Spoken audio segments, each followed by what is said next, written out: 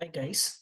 So today we will learn how to make our sheets more effective by using some images in the Excel. So let's say you have a product, you have options of product from B to G, something like that, and there are star ratings for it, but you want to present it in a better way.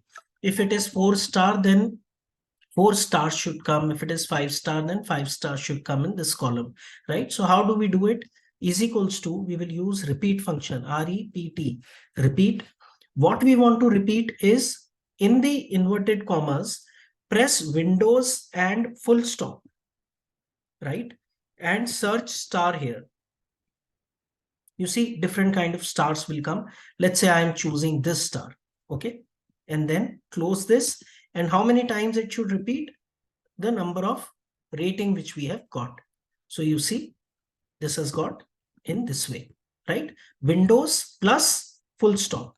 Let's say in place of this is player and he has scored goals, right? So here we want to give goals in pictorial form. So let's say I use REPT and then open inverted commas and Windows plus full stop, and I write football. So you got this football here, right? Now I'll close the bracket. I'll put a close the inverted commas and put how many times it should repeat and close it and bring it down, right?